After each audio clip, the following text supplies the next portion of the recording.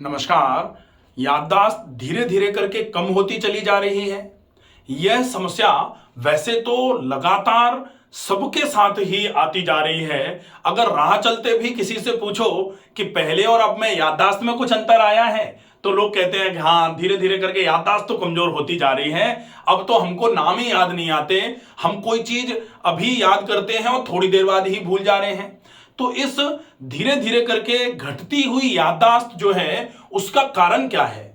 याददाश्त को अगर आप बढ़ाना चाहते हैं, आप पहले की जैसी अपनी याददाश्त बनाना चाहते हैं, तो आपको क्या करना पड़ेगा? तो कारण क्या है घटने के, और क्या निवारण हो सकते हैं जिनसे आप अपनी याददाश्त को पहले के जैसा बना सकते हैं? इस वीडियो में आज हम पूरी जानकारी हासिल करेंगे।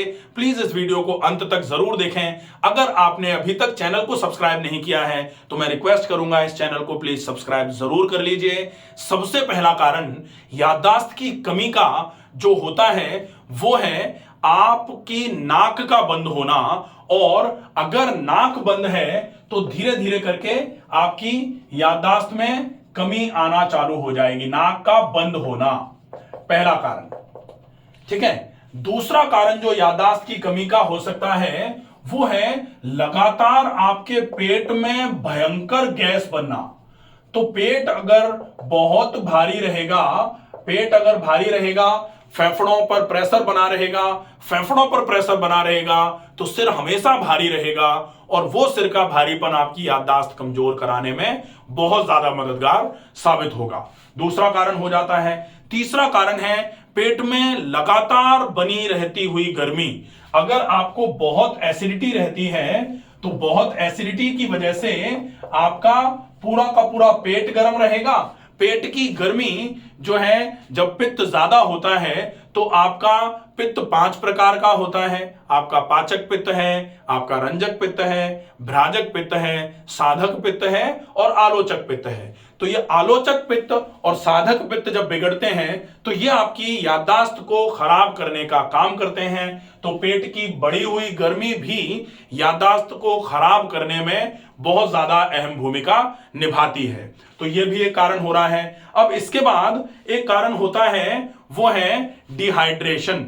डिहाइड्रेशन का मतलब होता है आपके शरीर में पानी की लगातार बढ़ती हुई कमी। पानी की कमी आने का क्या कारण है? पानी की कमी आने के 2 कारण हैं। एक तो आप पानी पी नहीं रहे हैं, दूसरा आपके शरीर में इलेक्ट्रोलाइट इंबैलेंस की वजह से पानी रुक नहीं पा रहा, टिक नहीं पा रहा।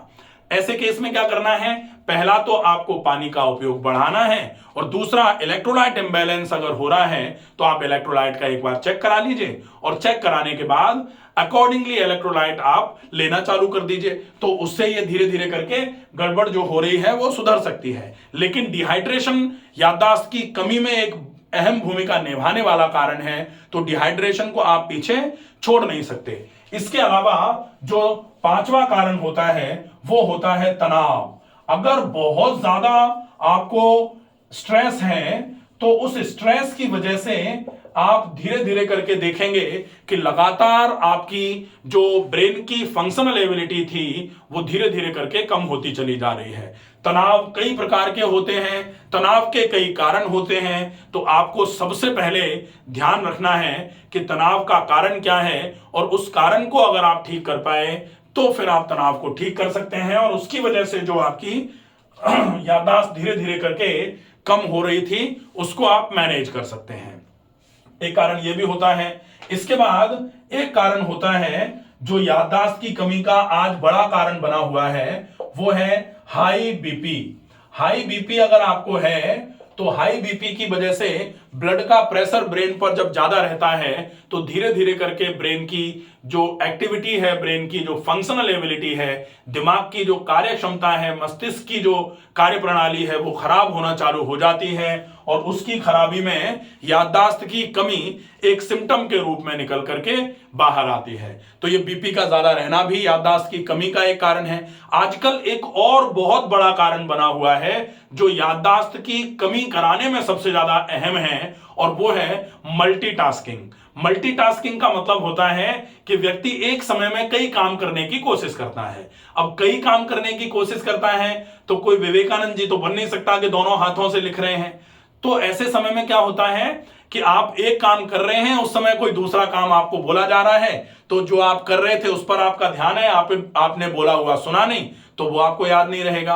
अब ऐसे समय में आपको लगेगा कि हमको बोला था लेकिन हमें याद नहीं रहा। तो चूंकि आप किसी दूसरे काम में व्यस्त थे, वो काम आपने सुना ही नहीं, तो आपको याद कैसे रहेगा। तो मल्टीटास्किंग भी लगातार याददाश्त की कमी होने का एक बड़ा कारण माना जा रहा है। तो ये जो कारण है, इसके अलावा जो याददाश्त की कमी का सबसे बड़ा कारण आज माना जा रहा है वो है बढ़ता हुआ तनाव। इसमें हमने तनाव देख ही लिया, लेकिन आजकल जो तनाव है वो जैसे फैमिली स्ट्रेस हो गया, या वर्क स्ट्रेस हो गया, या फिर स्टाफ का स्ट्रेस हो गया, या फिर आपको सोशल स्ट्रेस है, या फिर कई प्रकार के और भी तनाव होते हैं। अगर उन तनावों से आप गुजर रहे हैं तो निश्चित ही आपकी याददाश्त धीरे धीरे करके कम होना चालू हो जाती है। अगर आप चाहें तो आप इन कारणों को धीरे धीरे करके हटा के आप अपनी घटती हुई याददाश्त को दोबारा जनरेट कर सकते हैं, दोबारा ठीक कर सकते हैं। उसके लिए आपको क्या करना होगा, नश्य नाक बंद अगर हो रही है तो आपको क्या करना है, नैति करिए, नैति के बाद सफेदे की भाप करिए, और सफेदे की भाप के बाद में नश्य करिए, और नश्य के बाद प्राणायाम। ये 4 चीजें तो हो जाएंगी आपकी इस समस्या को मैनेज करने के लिए कि नाक की बंद होने की वजह से याददाश्त कमजोर अगर हो रही है, तो ये चारों चीजें आप करिए, ये समस्या खत्म होगी। इसकी वजह से जो याददाश्त में कमी आ रही थी वो ठीक होना चालू हो जाएगी। दूसरा, पेट में बनती हुई भयंकर गैस। अगर पेट में बहुत ज्यादा गैस बन रही है, उसकी वजह से आपको अगर मान लो सीने में भारीपन है, सिर भारी रहता है, ऐसे केस में आपको क्या करना पड़ेगा, खाने में बिल्कुल हल्का खाना खाइए, खाना हल्का, बहुत चबाकर खाइए। कोशिश करिए कि आप जो शाम का खाना है वो जल्दी खा लें, और नियमित व्यायाम करना चालू कर दीजिए। आपका पाचन ठीक होगा, जैसे ही पाचन ठीक होना चालू होगा, आपका खाना पचना चालू हो जाएगा, सड़ना बंद हो जाएगा, आपके पेट की गैस कम हो जाएगी, और उसकी वजह से अगर आपका सिर भारी हो रहा था, उसकी वजह से अगर याददाश्त कमजोर पड़ रही थी, तो वो ठीक होना चालू हो जाएगी। ये हो गया। इसके बाद पेट की गर्मी। अब पेट की बढ़ी हुई गर्मी को कम करने के लिए बहुत अच्छा तरीका है, ज्यादा मात्रा में पानी पीजिए, और खूब ज्यादा मात्रा में पानी पीने के साथ आप आंवला और मिश्री का पाउडर पानी के साथ ले सकते हैं, अच्छा रहेगा। आप एसगार्ड जूस, जिसको सफेद कद्दू का जूस बोला जाता है, उसका उपयोग कर सकते हैं, वो बहुत अच्छा रहेगा। इसके अलावा मिर्च, मसाले और चिकनाई से परहेज करना चालू कर दीजिए। जैसे ही ये करना चालू करेंगे, आपके पेट की गर्मी में आराम मिलेगा। उसकी वजह से अगर आपका पित्त, जो साधक और आलोचक पित्त बिगड़ने की वजह से आपकी याददाश्त कमजोर हो रही थी, तो वो ठीक होना चालू हो जाएगी। फिर डिहाइड्रेशन में आपको ज्यादा पानी पीना चालू कर देना है।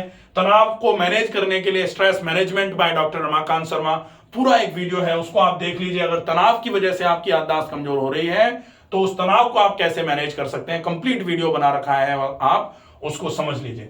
हाई बीपी अगर है आपको, उसकी वजह से अगर आपको याददाश्त में गड़बड़ी हो रही है, तो हाई बीपी को मैनेज करने के लिए कौन से होम टिप्स हैं, वो उसके लिए हाइपरटेंशन या high BP by doctor Ramakant Sharma पूरा का पूरा कॉजेस, सिम्टम्स एंड ट्रीटमेंट का पूरा वीडियो बना रखा है, आप उसको देख सकते हैं। तो हाई बीपी को मैनेज कर लेंगे, और हाई बीपी को मैनेज करने के बाद आपका बीपी जब ठीक रहना चालू हो जाएगा, तो याददाश्त की कमजोरी जो है वो धीरे धीरे करके ठीक होना चालू हो जाएगी। आशा है ये वीडियो आपको पसंद आएगा। ज्यादा से ज्यादा लोगों तक इस वीडियो को पहुंचाएं। स्वस्थ रहिए, सुरक्षित रहिए। धन्यवाद।